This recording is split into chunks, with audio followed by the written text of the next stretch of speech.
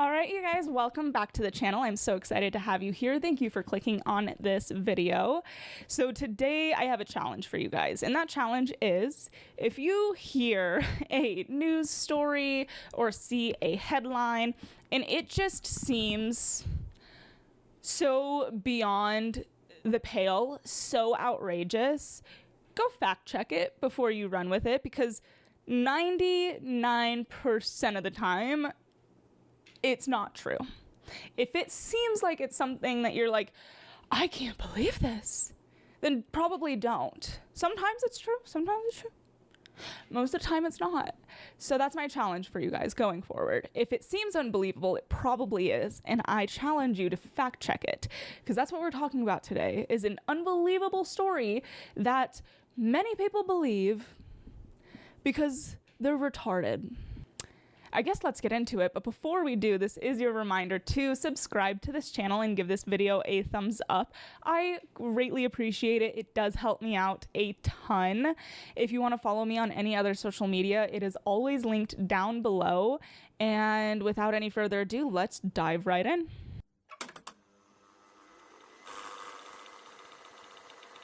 So this story is crazy, you guys. I don't know what's more crazy. I don't know if it's more crazy that the mainstream media still feels so emboldened as to tell such bold-faced lies to the public, and that there are people that believe them, or that there are people that believe them. I don't know which one is more shocking to me, to be completely honest with you. Now, this story revolves around a 24-year-old woman from Georgia who was supposedly arrested for having a miscarriage. And if you only listened to mainstream media, you would think that this 24-year-old woman from Georgia had a miscarriage, got arrested because Roe v. Wade got overturned, and now if your baby passes for any reason whatsoever, you're going to go to jail. That is the narrative. Like I said, if it seems unbelievable, it probably is. So let's dive into this just like 2 inches deeper, right? Because it doesn't take much. It doesn't take much. It takes literally just reading past the headline, I fear.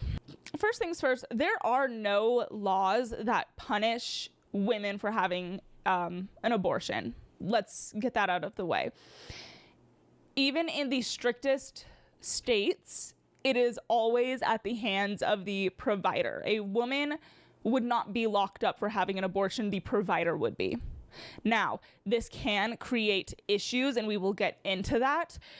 Not necessarily because of the laws. Sometimes the laws can be written in a way that is difficult to understand, but the bottom line is as a medical professional, your job is quite literally to understand them. And there have been cases where women haven't received the medical care that they need in the case of a miscarriage because these doctors are afraid of losing their license, even though that's not, like, the inability of people to understand the difference between a miscarriage and an abortion is quite actually astounding to me. An abortion is the intentional act of ending the life of the baby. Okay? A miscarriage is the baby dies on its own due to any plethora of reasons, but therefore the baby has already passed. So therefore it quite literally cannot be an abortion. So when you have women who have had miscarriages, and then you have doctors who are refusing to do something like a DNC because they don't want to lose their license, if this is a situation that you have ever found yourself in, you are experiencing severe medical malpractice. That is what that is. This is not to do with the abortion laws. Well, I can't necessarily say that, because if the laws weren't there, then we wouldn't be having this problem. But the laws need to be there because it is important to protect the life of the baby, and it is the job of the medical practitioner to have reading comprehension. I fear that it is their job to know the difference between a miscarriage and an abortion. But anyways, let's get back to the case at hand. So first things first, this miscarriage occurred at 19 weeks. And just for reference, this is a photo of a 20-week-old baby. So there is not much difference, if any difference at all, between a 19-week and a 20-week-old baby, which, just to go down one more side trail, that is why having, for me personally, and I understand that people have different perspectives, and I can understand that. For me personally, the only thing that I can justify on my own conscience is life beginning at conception, because when do you draw the line otherwise? Because if the line is 20 weeks, what's the difference between a 19-week-old baby and 6 days? The waters become very muddy. It becomes very difficult. And when you see the way that these babies form, I personally, that is my belief. But regardless, this woman was 19 weeks pregnant, and she suffered from a miscarriage. And what she did then was wrap the baby up in a bag, I believe, and threw it in the dumpster. And that is where the crux of the case is, because what she is charged with is improper disposal of a body. She is not charged with having a miscarriage or an abortion or anything of that nature. She is charged because people found this baby in the dumpster, and it's shocking. Again, this is what a 20-week-old baby looks like. It's shocking. And those charges have been dropped, for the record. But it is still worth talking about, because the way that the media ran with the fact that this woman was arrested for having a miscarriage is astounding. Okay, so there are several claims regarding this that I want to address. The first one is there are a lot of people arguing even over the charge of improper disposal of a body, because when you are suffering a miscarriage and you go to the hospital, they will often send you home, tell you to wait it out, and then let it pass. And often that includes just flushing it down the toilet, unfortunately. Now, this is true, but lacking context. So that approach, that kind of miscarriage management, is called expectant management. And that is usually only done within the first 10 weeks, because while the baby is formed at that point, it is very, very small. And sometimes you don't necessarily even know that you've passed it. And furthermore, at that point, most times a DNC is not even required. And a DNC is when you have a miscarriage and all of the tissue does not fully get evacuated on its own. So then a doctor has to go in and remove that remaining tissue.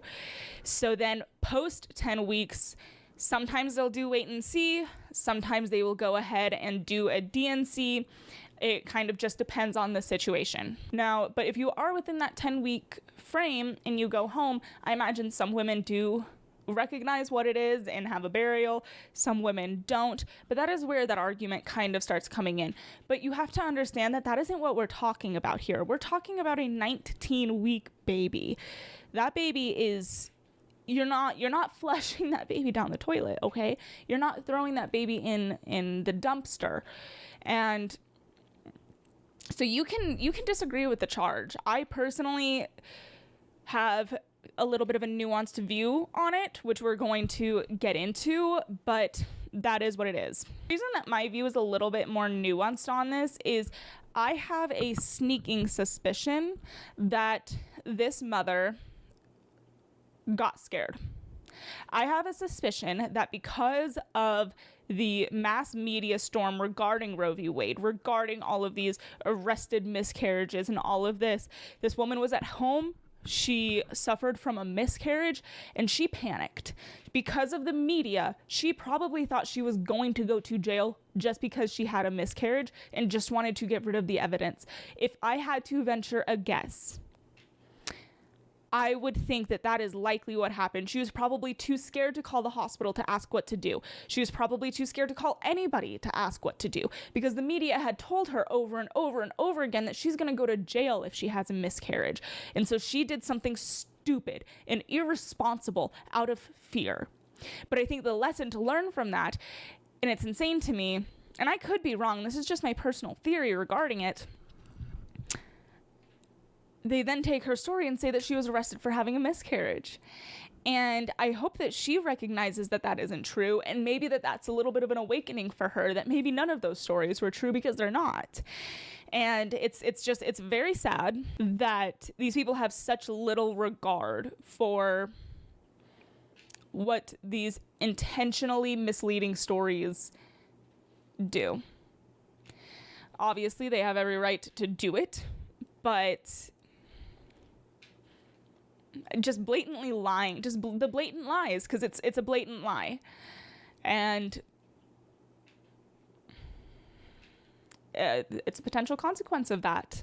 So yeah, I just wanted to chat about this because I saw it, and obviously it irritated me. Shocker. But if you guys enjoyed this video, please give it a thumbs up and subscribe. If you didn't enjoy this video, let me know why down below. I mean, be respectful, don't be a dick, but do let me know. I am curious. And other than that, I will chat with you guys next time.